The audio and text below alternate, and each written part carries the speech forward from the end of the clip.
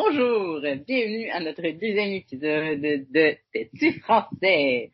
Aujourd'hui, on va vous présenter un nouvel épisode sur le coming out.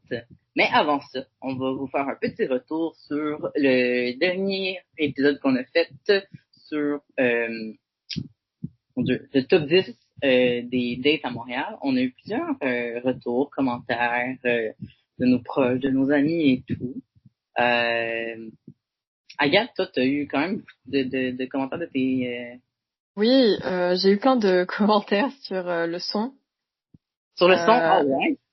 oui, parce que le son qui provenait de mon micro n'était pas très constant. C'est-à-dire que parfois, c'est- on avait l'impression que j'étais plus proche du micro, parfois plus éloignée. Et la raison pour ça, c'est une erreur que j'ai fait, que je ne vais pas recommencer. C'est que j'étais sur une chaise roulante et qui tournait et que j'avais des tics. En fait, je faisais que tourner, retourner. Et donc, je ne parlais pas dans le micro. Ah oui, J'espère mais que le son va être meilleur pour cet épisode et je vais faire des efforts, c'est promis. on ben, je te check là si tu bouges sur ta chaise, je fais genre, Ouais, ouais, tu peux m'engueuler. Parce que pour le contexte, là, on est à distance. On enregistre en fait une réunion Teams et donc on se voit quand même pendant qu'on enregistre le podcast. Oui, parce que ça, Agathe est retournée en France pour l'été, en fond. Son contrat était terminé au Québec. Puis là, elle revient fin de l'été, donc 21 août. Tu reviens au Québec. Puis Ouais, moi, je suis à Montréal dans notre appartement, à l'attendant sagement. voilà, c'est Fait que, ça. Donc, mais on s'est dit qu'on allait pas faire d'interruption au podcast parce que c'est quelque chose qu'on peut tout à fait faire même à distance, donc c'est parfait. ouais, c'est ça. Fait qu'il va y avoir à peu près un épisode par mois, c'est ce qu'on a prévu faire. Ben, pas à peu près, là. Il va y avoir un épisode par mois. À Ouais, moins c'est ça. comme qu'il y ait une grosse situation, là, mais ça devrait pas. C'est vraiment comme un Mhm. épisode par mois qu'on a prévu. Puis, ouais. Et donc dans cet épisode, épisode 2, on va parler du coming out. Euh, Léo, est-ce que tu veux expliquer pourquoi on a choisi ce thème-là? Pour beaucoup de raisons. Ben, c'est un sujet qui nous touche vraiment personnellement aussi. On a dû faire un ou plusieurs communions dans notre vie. Ben, en fait, je parle pour moi, là, c'est sûr, on va parler de nos expériences personnelles. On parlera pas pour tout le monde. On a choisi le communion parce que c'est un sujet qui nous touche Qui nous beaucoup. touche. Mhm. Puis c'est quand même un sujet aussi qu'on a souvent discuté ensemble, puis on a quand même beaucoup de choses à dire là-dessus. Donc, C'est exact. on s'est dit que c'était un beau sujet, puis c'est gros, un coming out. Ça peut faire tellement peur. Souvent, c'est vu comme quelque chose d'effrayant, tout dépendant d'où t'es aussi, de ta culture. On s'est rencontrés aussi dans une place On où s'est que rencontrés dans les... une place qui était favorable aux communautés LGBTQ+, puisqu'on s'est rencontrés au centre communautaire LGBTQ+, de Montréal.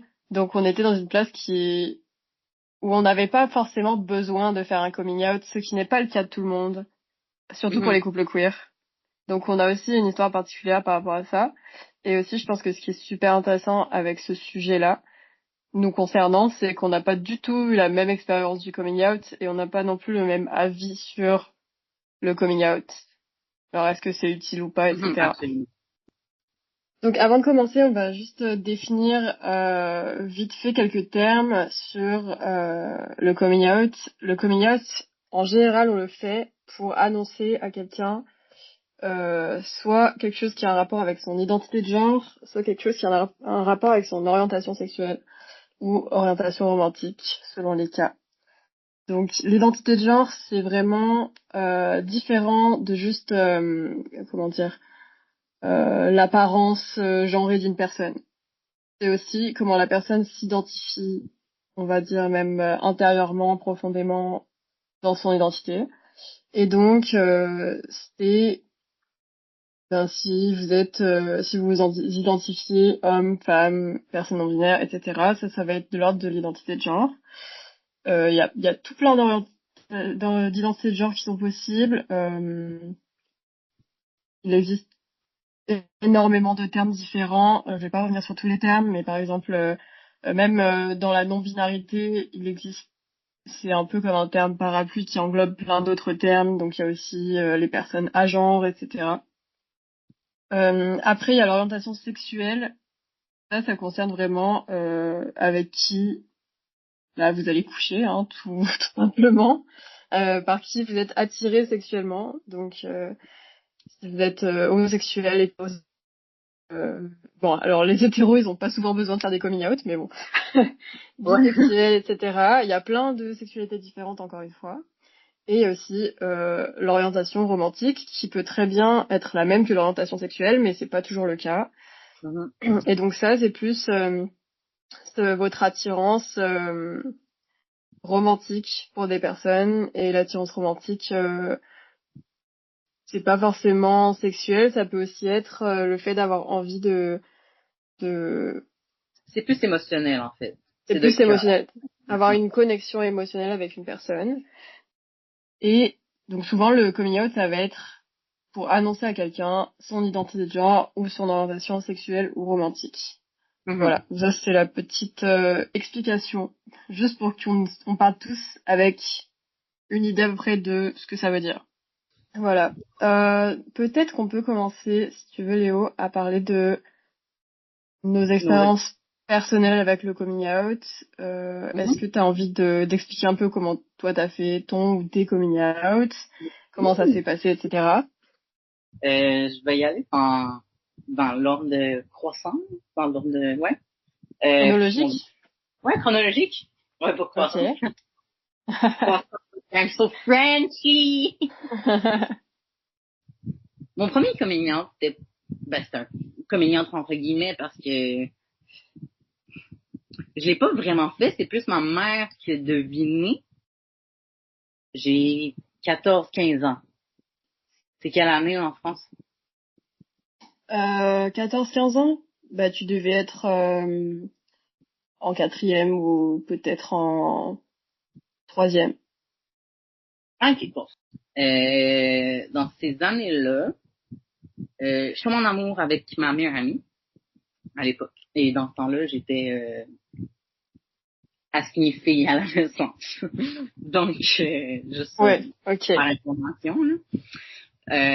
Donc, je suis en amour avec ma meilleure amie. Fait que là, ma mère, qui m'a toujours vu avec des garçons, commence à se douter. Puis là, elle m'a juste demandé, « Hey, est-ce que t'es en amour avec Joséphine, non fictif? » Donc t'as pas eu besoin de lui annoncer. Non, ça s'est vraiment fait comme si elle me demandait, tu peux te lâcher une pinte de lait. C'était vraiment très facile comme ça. Une fois que ma mère le su, honnêtement, ça s'est super bien passé. Il y a eu aucun problème. Ça a juste été une question comme ça. Puis j'ai dit oui, puis voilà, là, il s'est rien passé de plus. Pas fâché, rien. Juste comme, ok, c'est bien, je le savais. C'est bien, tant mieux, hein. Ouais, tant mieux. Sinon, après le communion que j'ai fait à ma mère, on dirait que vu que ma mère le savait, j'étais comme, bon, c'est bon, tout le monde le sait. Vu que ma mère, c'était comme tout pour moi à cet âge-là. Donc, j'ai coupé mes cheveux très courts, radical. J'ai décidé de m'habiller en petit gars, un petit tomboy. J'avais des boxers. Donc t'as plus joué sur l'apparence qui pourrait donner l'expression de genre pour montrer aux autres, plutôt que faire un coming out verbal, on va dire. Ouais, exactement. Ça a vraiment été un coming out visuel un peu. Je sais pas comment l'expliquer. J'avais pas le goût de le dire. Je voyais beaucoup de vidéos de comment avoir l'air d'une butch. Je sais que butch, ça se dit pas, là, genre. Ça se dit quand on est dans la communauté, là, mais c'est un peu, c'est quoi le mot? Ça peut être péjoratif, par exemple? Ouais, c'est péjoratif comme mot, donc, mais c'est comme la lesbienne masque, là, très masque. Fait que, ouais, j'essayais d'imiter tout ça le plus possible. pour me rendre compte après, plus tard, que finalement, j'étais probablement non-binaire pour faire un coming out graduel à mes parents. Je leur parlais de la non-binarité, ils comprenaient pas trop. Ça s'est fait graduellement un peu, on dirait que je l'ai fait le coming out avec mes parents un peu en même temps que je l'ai fait à moi-même. Mais ça, du coup, c'est intéressant parce que ce que tu viens d'expliquer, c'est que t'as commencé par faire un coming out qui avait un lien avec ton orientation sexuelle, puis ça a amené une différente expression de genre pour correspondre aussi à cette orientation sexuelle, et au final, ça t'a amené aussi à découvrir un autre aspect de toi-même qui était plus ton identité de genre. Ouais, mais ça s'est vraiment fait sur plusieurs années parce que la non-binarité, je savais pas probablement que c'était possible. Tu sais, je me souviens quand j'étais jeune, je voulais être ça m'était passé par l'esprit d'être un homme, mais je savais pas premièrement que c'était possible de devenir. Je pensais que quand on était trans, fallait qu'on sache depuis qu'on est tout petit, bébé. Genre qu'on aille à 4-5 ans, ou qu'on aille, qu'on pense qu'on a un pénis ou whatever, puis moi, j'ai jamais voulu avoir de bottom surgery ou whatever, puis c'est pas quelque chose que on dirait que dans ma tête, fallait qu'il y ait les deux. Oui, okay. Ça l'a beaucoup retardé retardé mon coming out. C'est comme si en gros, un manque d'informations sur ces thématiques-là, ça amène à se découvrir plus tard, en fait. Ouais, exact. Mais plus que je voyais des gens qui passaient par là, plus que j'étais comme, oh mon Dieu, non, j'ai besoin de passer par là. Puis le toute surgery, la mastectomie, je voyais des gens le faire, puis ça, je savais absolument que fallait que je passe par là. Et le coming out non binaire / trans, comment ça s'est passé avec tes parents ou avec tes amis, etc. Vu que ça s'est fait graduellement avec mes parents, ça a été quand même difficile au début, parce qu'ils comprenaient pas trop. Je demandais une alternance des pronoms au début. Ils choisissaient vraiment tout le temps ce qu'ils préféraient, fait que ça faisait pas mon affaire. J'ai décidé de laisser faire le féminin, puis hey, mettez juste le masculin. Puis là, j'étais content. Encore là, je pense, j'ai pas fini, je pense.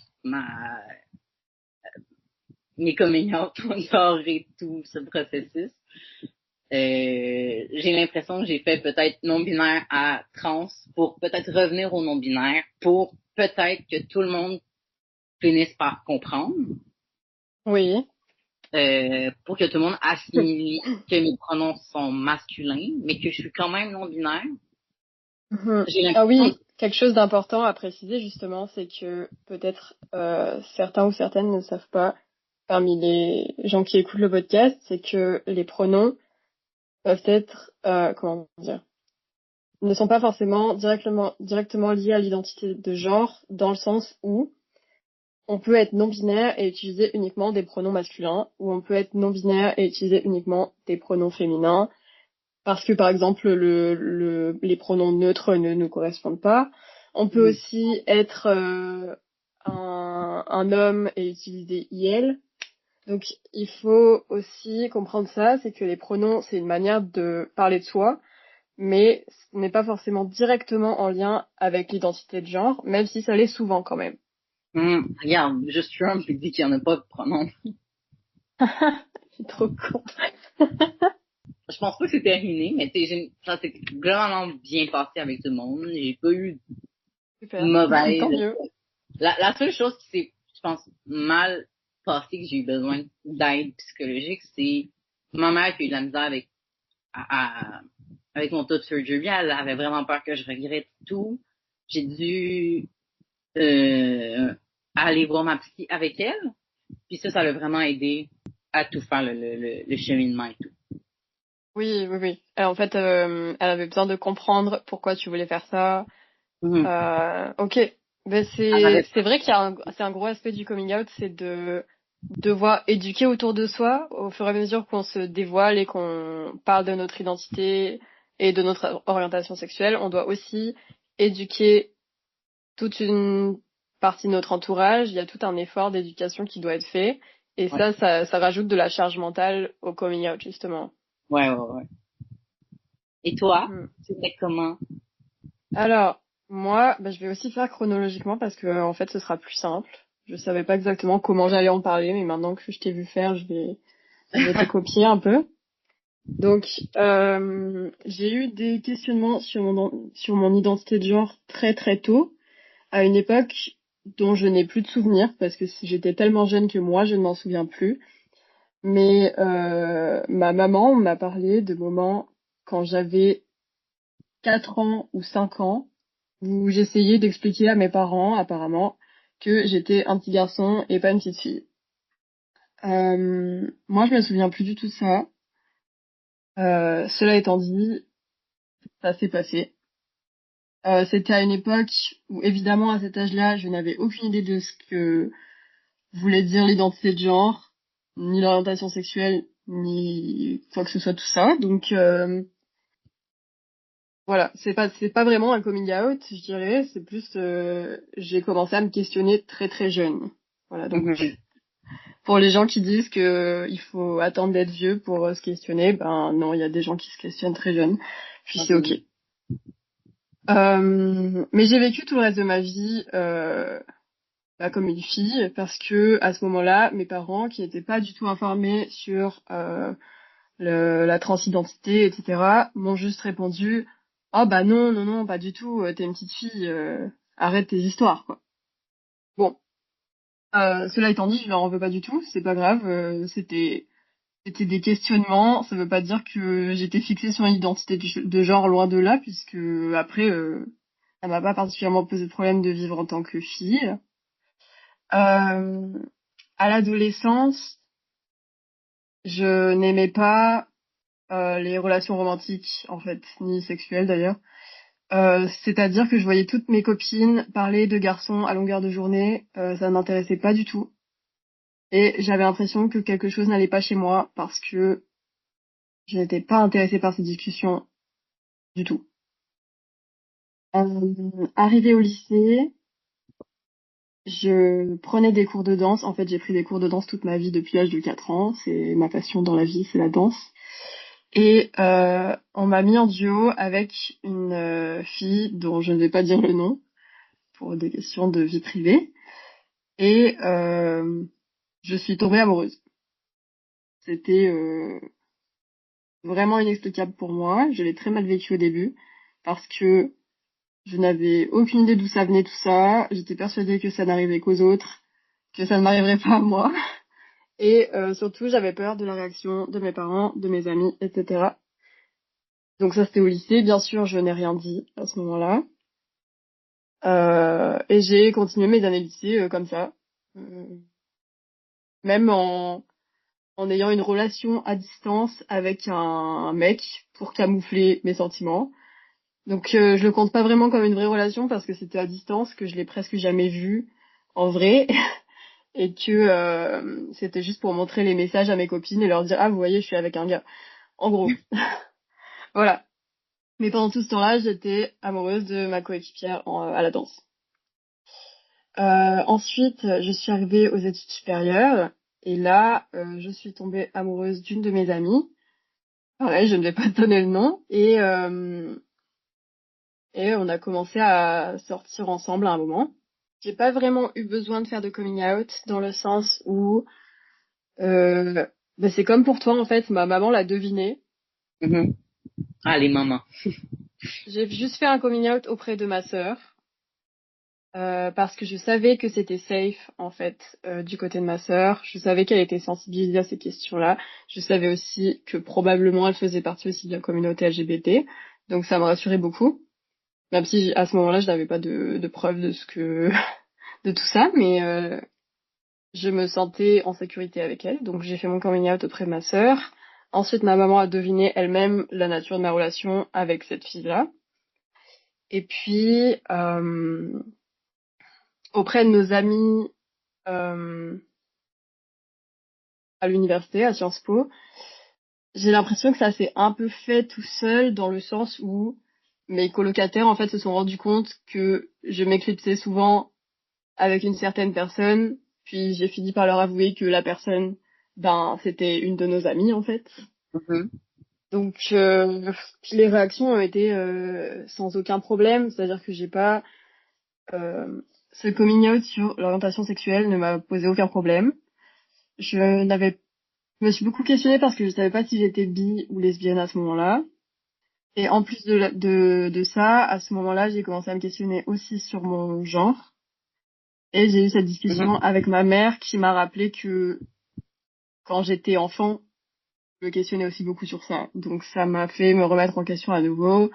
Est-ce que j'avais déjà quelque chose quand j'étais enfant? Est-ce que j'avais déjà remarqué des choses? Comment ça se fait que toute ma vie j'ai vécu comme une fille après, etc. Ouais. Mais j'ai eu quelques discussions quand même sur la non-binarité. Je commençais à me dire que je me sentais plus aussi garçon que quand j'avais 4 ans, Mhm. que je ne m'identifiais pas aux hommes autour de moi, mais que je ne m'étais jamais vraiment identifiée aux filles autour de moi, même encore moins. Donc je commençais à me dire peut-être que je suis rien de tout ça. Je n'ai fait aucun coming out sur la non-binarité, si ce n'est avec mon ex, du coup, Ouais. où je lui ai expliqué, ça n'a évidemment posé aucun problème. J'ai aussi expliqué à ma maman et à ma sœur, mais je pense que elles s'en doutaient. Mhm. Ça n'a pas posé de problème à ce moment-là non plus. Tout le reste de ma famille, que ce soit les grands-parents, mon père, etc., n'étaient pas au courant euh, pour l'identité de genre. Mes grands-parents n'étaient pas non plus au courant pour l'orientation sexuelle parce que ils sont assez traditionnels catholiques, donc ils ne sont toujours pas au courant d'ailleurs. J'ai limité le nombre de coming out au maximum parce que c'est quelque chose qui me fait peur et qui, de mon point de vue, n'était pas nécessaire à ce moment-là. Ouais. Et ensuite, j'ai fait une seule fois un coming out non binaire, ou plutôt j'ai essayé d'en parler à des amis, m'ont ignoré en fait tout simplement. C'est-à-dire Mhm. que j'ai essayé de l'annoncer, il y a juste eu un grand silence et elles ont changé de sujet. Elles ne m'ont pas questionné sur mes pronoms, elles ne m'ont pas demandé ce que ça signifiait, elles ne m'ont, elles n'ont même pas eu de réaction négative en fait. Elles ont juste ignoré. Donc à partir de ce moment-là, j'ai juste abandonné. Ouais. Et enfin, j'ai décidé de partir à Montréal. Donc ça, c'est plus récent, mais quand même, il faut le dire, quand je suis arrivée à Montréal, je me suis directement retrouvée dans un environnement safe, puisque comme on l'a dit, je travaille au centre communautaire LGBTQ+. Et Mhm. là, je me suis sentie totalement à l'aise immédiatement de parler à la fois de mon orientation sexuelle et de mon identité de genre, ça n'a posé aucun problème. Et en fait, maintenant que j'ai vécu un an complètement hors du placard, en quelque sorte, je n'ai plus envie d'y retourner, donc je ne vais pas forcément faire des tonnes de coming out, mais il est certain que je ne vais plus me cacher. Je Voilà pensais mon que t'étais petit straight parcours dude. personnel. Tu pensais que j'étais hétéro? Oui, oui. Ah non, c'est vrai. Après, je pensais que t'étais trop lesbienne pour moi. En tout cas, c'est ça mon petit parcours. Après, il y a des choses dont je me suis pas sentie, j'ai senti que c'était aussi pas nécessaire d'en informer les gens. Par Oui, exemple, mes oui. préférences sexuelles, je considère que finalement ça ne concerne que la personne avec qui je couche. Que je sois lesbienne, bisexuelle, asexuelle, peu importe en fait. Le fait est que j'en informe la personne avec qui j'ai des relations, mais je ne vais pas en informer toute la population entière, ça n'a pas d'intérêt pour moi. Mhm. Ben, honnêtement, même moi, mon orientation sexuelle, j'ai aucune idée c'est quoi. C'est pareil pour moi. Mon orientation romantique, ça, je sais. Ben, honnêtement, c'est toi que j'aime, puis je m'en fous du reste, puis je veux pas avec personne d'autre, fait que je m'en fous, là. Mais, ben, même chose pour sexuel, là. Fait que, Mais voilà, il y a des et- choses, par exemple, quand je me suis questionnée pendant très longtemps sur mon asexualité, je considère que c'est super important qu'il y ait plus de représentation asexuelle, notamment dans les médias, etc. Parce que moi, ça m'aurait beaucoup aidé. Cependant, j'en parle rarement avec mes amis parce que finalement, peu importe pour mes amis que je couche avec quelqu'un ou que je ne couche pas, ça ne change rien. Que je sois asexuel ou bisexuel n'a pas d'importance. Mais c'est juste Donc, mentionner que tout ça est tellement fluide. oui, Genre, c'est vrai. on va y revenir tantôt parce qu'il y a une question sur genre la pertinence des coming out, mais si on pense à ça, là, à quel point genre c'est fluide. Si on devait Oui, faire un exactement. coming out à chaque fois qu'on change d'idée ou qu'on a une je sais pas, je serais rendu à combien. C'est ça, en Oh my fait.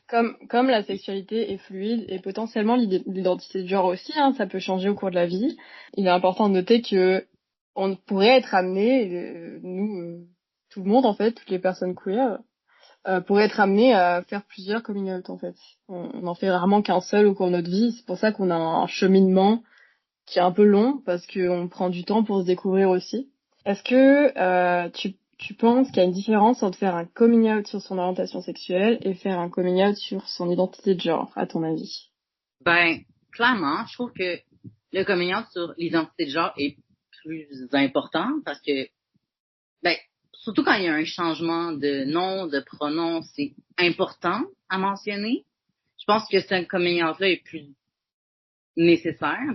D'accord avec toi, surtout que le coming out sur l'orientation sexuelle, Ça revient euh, tout ça. ça te regarde toi-même, mais par contre, il est important, enfin, souvent, on se sent obligé de faire un coming out sur l'orientation sexuelle quand on veut annoncer sa relation, par exemple, à ses parents. Oui, oui, ça oui, absolument. Quand C'est-à-dire t'es en que, couple ou, ouais, ou juste c'est genre, tu parles avec tes amis, pis t'as un petit crush sur quelqu'un, là, c'est sûr que, ça facilite les choses si tout le monde est au courant que, oui, c'est possible en fait. La personne oui, possiblement peut être attirée par quelqu'un du même sexe. Mais ouais, aussi, peut-être que le coming out sur l'identité de genre est plus important, notamment pour l'utilisation des pronoms et le nouveau prénom s'il y en a. Mais mhm. surtout, c'est peut-être le plus important, mais c'est aussi le plus dur à faire à mon avis. Parce Oui, que il a trait pas seulement à ce que tu aimes, mais à qui tu es en tant que personne. ouais. Ben, Donc si t'as une mauvaise réaction, ça aura plus d'impact sur toi parce que les gens remettent en question en fait qui tu es en tant que personne, c'est potentiellement plus douloureux. Donc je mhm. pense que c'est aussi un coming out qui fait plus peur et c'est mon cas honnêtement.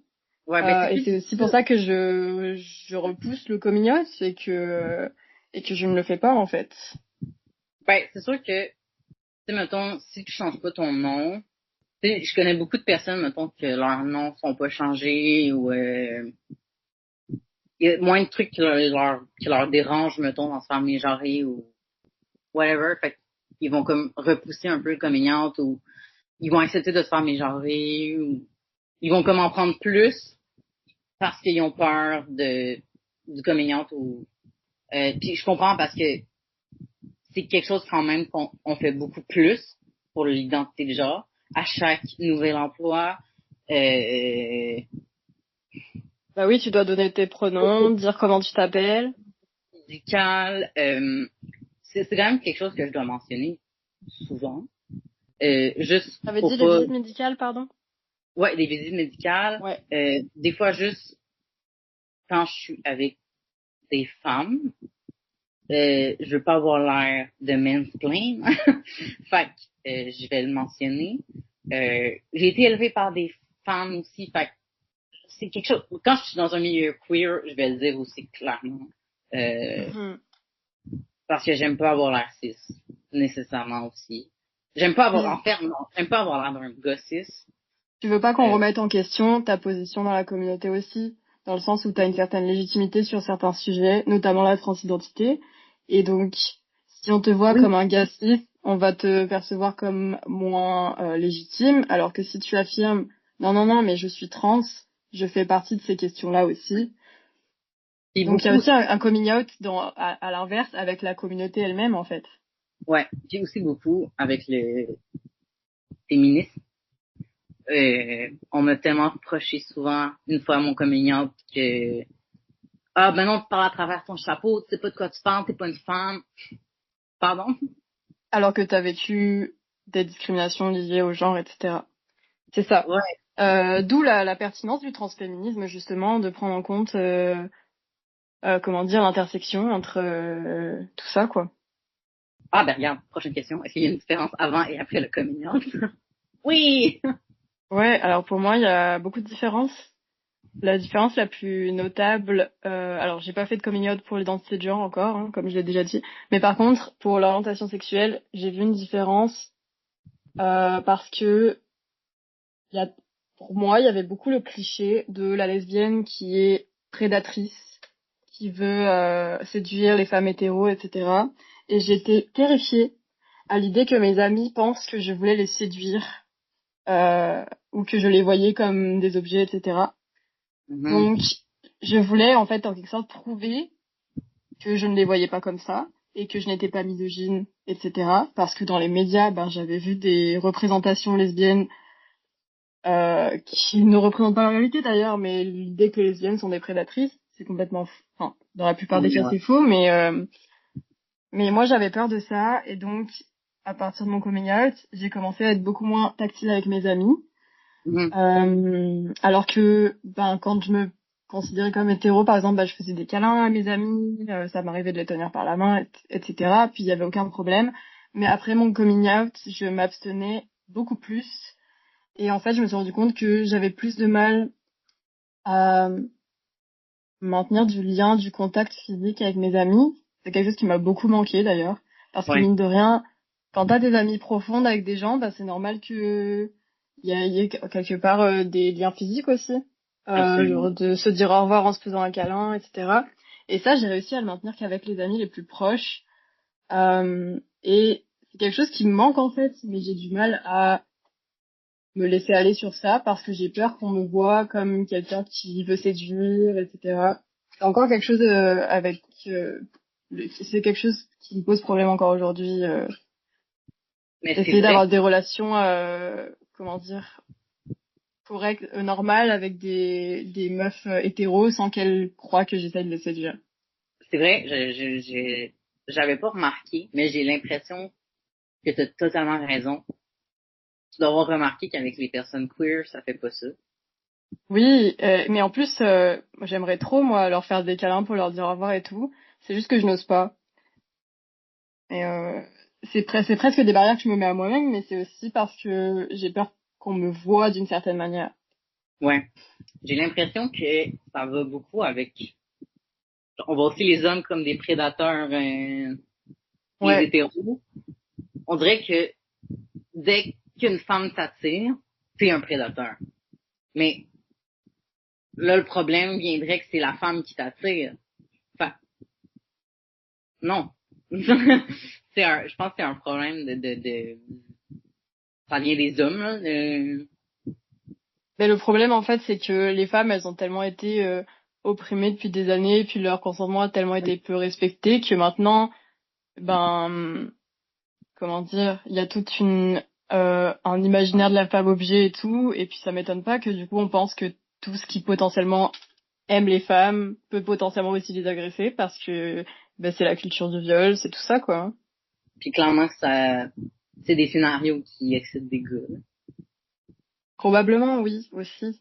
D'ailleurs, enfin, dans la pop culture, dans les films et tout, des lesbiennes qui respectent pas beaucoup le consentement, il y en a.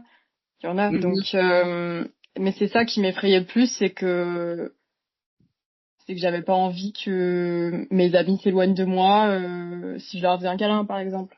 Mais justement, c'est pas le cas avec toutes mes amies. J'ai encore des amies avec qui je peux avoir du contact physique sans aucun problème. Elles ont bien compris qu'il y avait pas d'ambiguïté. Elles ont bien compris que je les respectais. Mais ça me fait encore un peu peur avec certaines amies qui sont peut-être un peu moins proches et avec lesquelles j'ai du mal à me rapprocher un peu plus. Alors que honnêtement, je suis une personne, tu le sais bien, un de mes love language, c'est aussi le contact physique. Et c'est pas que avec toi qui est mon partenaire romantique, c'est aussi potentiellement amicalement, tu sais. Ça Ouais, ouais, peut ouais. être... Ce que je veux dire, c'est que c'est totalement... c'est pas sexuel quand je touche quelqu'un, pas forcément, hein. Mais voilà. Dans ma tête, c'était, oh non, bah maintenant que j'ai fait mon coming out de lesbienne, ben c'est forcément sexuel si je veux faire un câlin à une de mes amies. Alors que pas du tout. Ouais. Ouais, ouais, ouais. Je me souviens juste dans le vestiaire en sport au secondaire, quand j'ai fait mon coming out, j'avais l'impression que tout le monde me regardait, voir si j'y regardais. J'allais me cacher dans la douche pour être certain que personne ne regarde les regarder. C'est trop gênant, ouais. J'étais genre, j'ai toujours Bah été oui. vraiment pudique. J'avais une amie qui faisait exprès de se changer devant moi pour me rendre mal à l'aise. Quelqu'un qui m'avait défendu, qui avait fait genre, hey, ça me rend mal à l'aise, arrête, genre, puis j'étais Bah comme, oui. thanks, genre le consentement. Ouais, c'est pas très bien de faire ça, mon Dieu. Mais moi aussi, j'ai vu des différences, Mhm. beaucoup. Genre, mettons, au milieu du travail, j'ai l'impression qu'on m'appelait plus pour m'engager. Ah, depuis que t'avais un prénom masculin? Ouais. Mais qu'on Ok. m'engageait pas plus nécessairement parce que j'avais l'air plus jeune qu'il pensait. Ah, pendant l'entretien. Donc, en fait, il t'appelait pour un entretien parce que t'avais un prénom masculin, donc c'est plus attractif. Par Mm. contre, pendant l'entretien, ils voient que t'as l'air super jeune, en fait, physiquement. Donc, Ouais. ils se disent, ah, bah non. Ouais. Parce que, il y a mon année de naissance quand même, ben, pas sur mon CV, là, mais dans mon adresse courriel. Donc, ils ont quand même une idée de mon âge. Ouais. Par contre, avec la testostérone, j'ai l'air d'avoir, je fais au moins 6 ans je fais quand même 6 ans de moins que mon âge. Ouais, c'est-à-dire que par rapport à un mec cis, t'as l'air plus jeune. Euh, J'ai ouais, 26 ans, mais je fais 20. c'est Fait ça. que, ça fait quand même 6 ans de moins d'expérience pour eux dans leur tête. Ce qui est C'est quand ça. même, Même s'ils connaissent ta date de naissance, déjà, ils te croient pas forcément. Et en plus, il y a quand même un biais, c'est-à-dire que peut-être inconscient, quand ils te voient, ils disent, ah, il est super jeune. Mhm. Mais je Mhm. pense pas que c'est de la discrimination, par rapport à mon une orientation. Pas de À la mon, transphobie. non, c'est ça, exact. C'est ça, c'est plus inconscient. C'est la manière dont ils te perçoivent, la première impression, en gros. Exact. C'est pour ça que je me ramasse avec des petits jobs étudiants. Aussi, comment, si tu devais demander à quelqu'un pour savoir son orientation sexuelle ou son identité de genre, comment est-ce que tu lui poserais la question, si tu par C'est rapport à une une bonne personne? question. Pour l'identité de genre, souvent, je vais demander les pronoms, tout simplement. Si la personne, genre, comprend pas trop, hey, c'est, ah, Ouais, genre, déjà, ça donne un indice quand même. hein, mes pronoms, ben, il, lui, Déjà, c'est important, en fait, pour n'importe qui, hein, même si vous voyez des personnes que vous pensez que la personne n'a pas l'air trans forcément, c'est important de demander les pronoms parce que vous savez pas comment la personne veut se faire appeler. Puis, mhm, c'est pas compliqué de le demander à la première rencontre et comme ça, vous partez du bon pied, en fait, avec cette personne. oui, Parce que vous ne mélangerez pas des la fois, personne dès le début. ouais, parce que des fois, on se rend compte, ben, c'est rare on va dire, il, elle, avec, quand on parle à- tout seul avec quelqu'un. C'est plus quand je vais parler de cette personne avec quelqu'un d'autre que je veux pas la mégenrer. Ouais. Puis, ça nous arrive souvent. Tu sais, des fois, je te parle de quelqu'un, puis je suis comme, merde, j'ai pas demandé ses pronoms. Puis je suis comme, ah, mais là, je sais pas. Oui, bah Puis, oui, ça nous je arrive dis elle forcément. parce que je suis comme, hey, je sais pas, je sais pas, Oui. j'aurais dû Même demander. même en connaissant déjà les pronoms de la personne, ça m'arrive de me tromper et de mégenrer une personne sans faire exprès. Ce qui est important, c'est de se rappeler et puis d'en parler à la personne qui était dans la discussion. Ah mince, bah j'ai mégenré la personne. En fait, je t'informe juste, c'est le pronom, c'est pas ça. Je me suis trompée. Mhm. Puis de C'est pas pas, compliqué à faire et ça permet de montrer directement que vous respectez la personne et en plus que vous avez compris comment la personne s'identifiait. puis sinon, pour l'orientation sexuelle, bon, si la personne t'intéresse, tu peux juste lui proposer une date, voir si elle va accepter ou non, puis ça va te donner une idée. Moi, Ouais, c'est ça. Hein. moi, ce que j'ai demandé à Agathe, parce que Mhm. j'étais pas certain, j'ai demandé si j'étais trop masque pour elle. Parce que je savais qu'elle était lesbienne, mais je savais pas Oui. si elle était plus ouverte que ça. Fait que, En fait, ce qui comptait pour pour moi, elle, c'était plus l'énergie, pas forcément le genre de la personne. Puis avec Léo, ben, il me rendait vraiment heureuse, donc je lui ai répondu, ah bah non, t'es pas trop masculin pour moi, ça va très bien comme ça. Mais aussi, pour l'orientation sexuelle, bah, en fait, c'est utile de le demander à quelqu'un si vous avez envie d'avoir des relations avec la personne pour savoir si elle est intéressée aussi. Mais sinon, vous n'avez pas besoin de connaître l'orientation sexuelle de Non, vos amis. Vous n'avez pas besoin de connaître l'orientation sexuelle de vos collègues. C'est pas important. Ça, si il y a une discussion qui tourne autour de ça, mais je veux dire, vous pouvez demander l'orientation sexuelle de quelqu'un. La plupart du temps, c'est si vous avez envie de sortir avec la personne, en fait, hein, pour faire simple. puis ça se peut que la personne ne sache même pas non plus. Hein. Parce que C'est moi, on me ça. le demande, je sais pas trop. Fait que c'est Bah lui oui. qui me propose d'aller prendre un verre, puis je vais te répondre oui ou non, parce que je sais pas là. Donc là, maintenant qu'on a un peu discuté de nos coming out, etc., on va dire chacun notre avis sur ce qu'on pense en fait d'un coming out. Est-ce que c'est bien? Est-ce que c'est mal? Comment est-ce qu'on devrait s'y prendre pour le faire, etc. On en a parlé un peu, là, en gros. Je pense que si tu sens que c'est nécessaire, surtout pour l'identité de genre, je pense que c'est nécessaire. Si tu as besoin de changer des choses. Moi, je dirais qu'un coming out, c'est dans un monde idéal, en fait, on ne devrait pas avoir à en faire. Parce que faire un coming out, c'est aussi dire, oui, je ne suis pas comme vous, je ne suis pas dans la normalité, je l'admets. Sauf que dans un monde idéal, ben, les personnes LGBT seraient acceptées comme tout le monde, puis ça ferait partie de la normalité, entre guillemets, et puis on n'aurait pas à le faire. Cependant, on n'est pas dans un monde comme ça. Il y a encore de l'homophobie, de la transphobie, etc. Donc le coming out peut avoir plusieurs utilités. Ça peut être, déjà, si tu fais un coming out auprès de la communauté elle-même, ça peut être de te faire accepter dans la communauté LGBT. Ça peut être aussi de tout simplement te rapprocher de ta famille, puisque s'ils connaissent mieux ton identité, ils comprennent mieux certains de tes comportements ou ton expression de genre, des choses comme ça.